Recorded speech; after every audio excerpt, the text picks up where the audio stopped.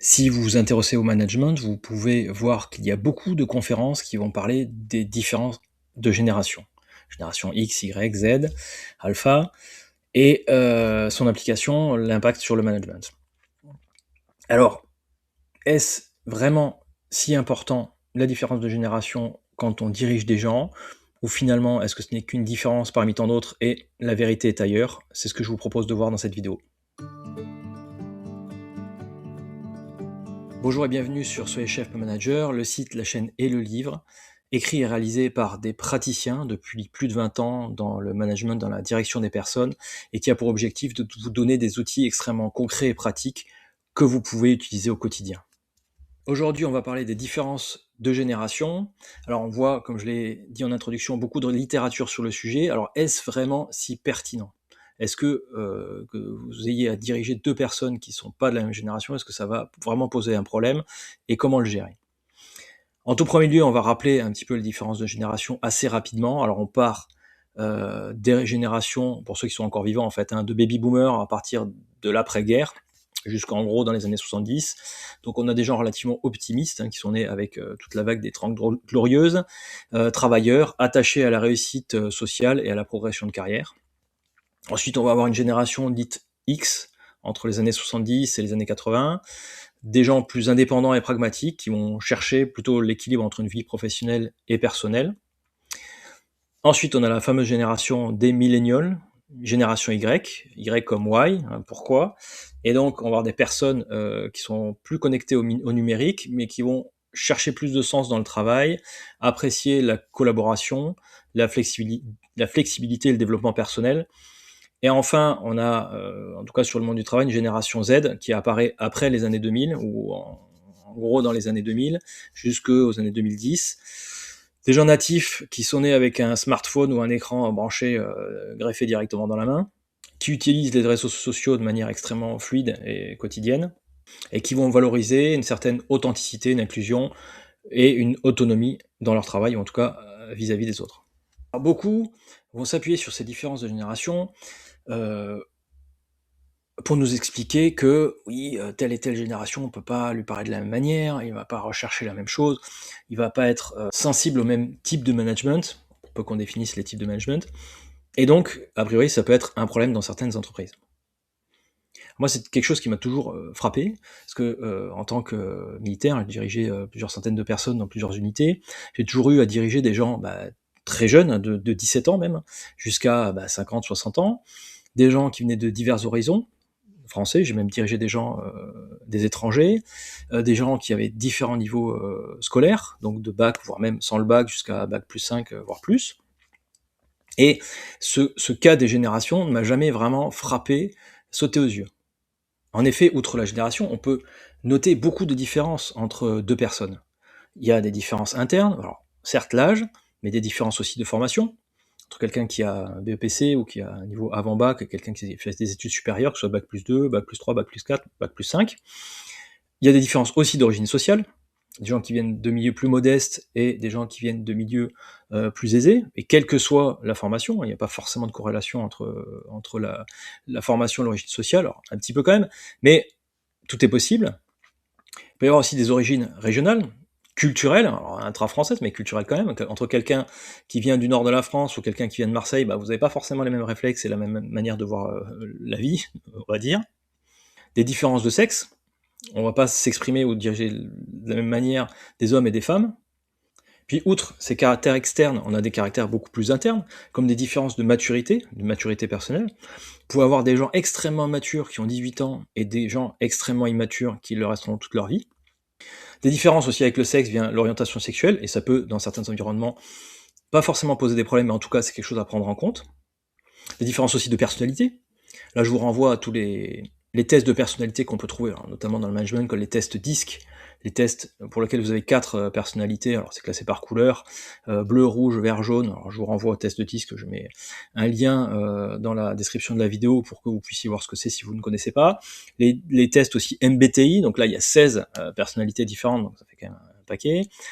Pareil, je vous mets un lien pour vous montrer, vous pourrez le faire chez vous, c'est souvent assez intéressant.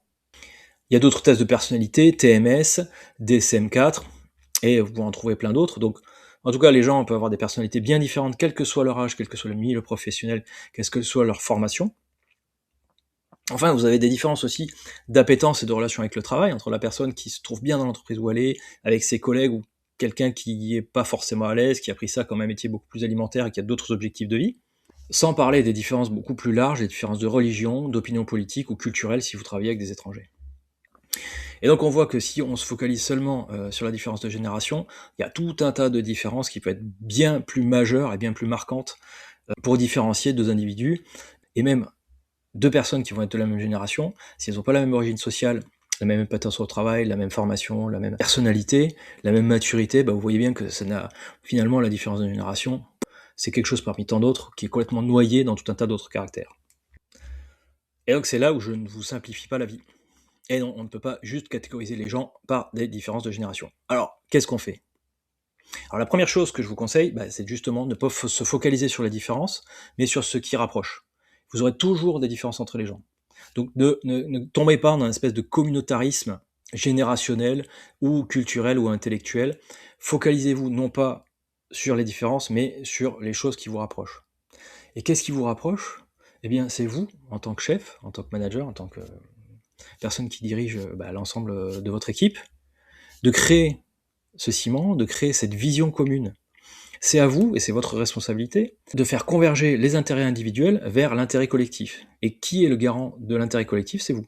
C'est vous qui avez la responsabilité de mener cette équipe vers ses objectifs, vers sa réalisation, donner du sens. Et ça, personne d'autre ne le fera à part vous. Ou en tout cas, vous êtes la première personne à devoir le faire. Et comment on fait? La première chose, c'est créer un groupe. Et créer un groupe, il ne suffit pas d'avoir l'ensemble des personnes sur la liste de votre personnel, il faut aller les voir. Et c'est votre rôle de chef, hein, de manager, de créer du lien entre l'ensemble des personnes de votre groupe, de vous faire connaître, de créer un groupe. Alors, je crée des formations sur le sujet, c'est quelque chose qui sera développé par ailleurs. Et la deuxième chose, c'est vous mettre à la tête de ce groupe et montrer l'autorité suffisante, justement, pour orienter l'ensemble du groupe dans la bonne direction, dans la vôtre. Alors il ne s'agit pas non plus de gommer les différences entre les gens, au contraire, il faut les connaître, les respecter et les exploiter. Vous aurez des personnes qui auront un différent sens de l'organisation, qui seront beaucoup mieux s'organiser les unes plutôt que les autres. Vous aurez des gens qui seront extrêmement techniques, vous aurez des gens qui seront plus dans le relationnel, et des gens qui auront un meilleur lien avec certaines audiences. Alors je pense notamment aux jeunes qui sont extrêmement à l'aise et facile avec les réseaux sociaux. Donc il faut exploiter ces différences, cette capacité-là. Et dans certaines entreprises, c'est extrêmement important justement de rester connecté avec un certain nombre d'audiences, dont des jeunes et des moins jeunes, et ceux-là vont vraiment vous aider à expliquer quel est leur monde et dans quel monde ils vivent et dans quel monde on vit maintenant, hein, quelque part. Voire même, vous pouvez aussi créer ce qu'on appelle, alors ce qu'on fait nous dans les armées, ce qu'on appelle le mentoring inverse. C'est-à-dire c'est un grand chef, un général, qui va demander à un jeune qui est spécialisé dans un domaine, alors, par exemple le domaine numérique, et qui va avoir un entretien avec cette personne assez régulièrement pour leur dire, ouais, ok, explique-moi comment ça marche telle chose, explique-moi comment marche l'intelligence artificielle, quels sont les enjeux, quels sont les impacts, explique-moi les réseaux sociaux, comment on peut se connecter à ça, quel peut être l'avantage pour moi. Et c'est un échange gagnant-gagnant entre des générations un peu plus anciennes qui sont dans un certain monde, qui ont une certaine vision, et des générations plus jeunes qui vont leur expliquer le monde d'aujourd'hui, le monde dans lequel elles vivent. Alors en conclusion, toutes ces conférences, toutes ces thématiques autour des différences de génération et de l'importance que ça peut avoir pour l'entreprise, moi je relie ça à ce que j'ai toujours connu quand j'étais jeune et moins jeune, ces anciens qui disent «Ah, les jeunes d'aujourd'hui, ils sont pas comme avant», etc. Bah oui. Et le problème quand vous dites ça, c'est que si les jeunes d'aujourd'hui ne sont pas comme avant, c'est que vous ne vous classez pas dans le groupe des jeunes. Donc si vous ne vous classez pas dans le groupe des jeunes, vous vous placez dans le groupe des vieux, et quand vous dites ça à un jeune, généralement, ils vous disent « Ah, bah toi, t'es un vieux, en gros, t'es assez périmé ». Donc, il faut éviter cette tendance à penser que les jeunes ne sont pas comme avant. Bah oui, la société actuelle n'est pas comme la société d'il y a 10 ans, 20 ans ou 30 ans. Et donc, il faut, je pense, s'adapter à ces sociétés et avoir des gens de multiples horizons, alors quel que soit le type de critères, que ce soit des types de formations différentes, d'âges différents, d'origines culturelles différentes, c'est au contraire une richesse. Il faut l'exploiter plutôt que la singulariser. Voilà, ça c'est un message. Deuxième message en conclusion, en tant que chef, manager, votre rôle, c'est de donner du sens. Donner du sens, c'est un double sens. Le premier, donner du sens, c'est-à-dire dans quel sens on va, où est-ce qu'on va, et donner du sens, donner un objectif un peu philosophique, humain, qui dépasse l'ensemble du groupe et vers lequel l'ensemble du groupe va se projeter de manière positive et va chercher à atteindre collectivement. Et souvent, le fait de se focaliser sur les différences entre les individus, que ce soit de génération ou d'autres, ça masque quelque part un manque de vision du management, de l'entreprise, c'est-à-dire en disant, voilà, on va vers là, et un manque d'autorité, ou en tout cas de conviction à amener tout le monde vers cette vision.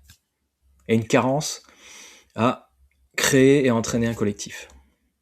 Alors pour vous aider à vraiment vous intégrer dans la peau d'un chef, d'un manager, et intégrer tout ce bagage humain que nous autres militaires connaissons bien et pratiquons au quotidien de manière extrêmement naturelle, mais qui s'applique à l'ensemble des secteurs d'activité, j'ai écrit un livre qui s'appelle « Soyez chef, mon manager » et qui, justement, décrit l'ensemble du parcours du jeune manager, quelles sont ses interrogations, ses problématiques, jusqu'à les domaines ou les concepts qu'il faut, en tout cas, si ce n'est maîtriser et connaître, pour diriger des dizaines, voire des centaines de personnes.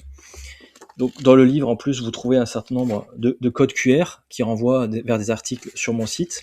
Donc, c'est la deuxième chose que vous pouvez faire aussi, aller sur mon site soyezchefmanager.com, regroupe une centaine d'articles sur le sujet, que ça va de la psychologie sociale, sur des principes, des méthodologies, des comparaisons, des listes de lecture, tout ce qui peut vous aider à construire votre personnalité et votre style propre de management. Enfin, et je mettrai tous les liens dans la vidéo, dans le dessous de la vidéo, je suis en train aussi de créer des formations en ligne qui s'appuient sur les conférences et les formations directes que je peux faire dans les écoles et universités. Donc, n'hésitez pas aussi à vous y référer ou à me solliciter si vous êtes intéressé par cette approche assez concrète et pratique de l'exercice du management ou du commandement, comme on dit dans les armées. Bref, comment diriger des équipes. À très bientôt. Merci de votre attention.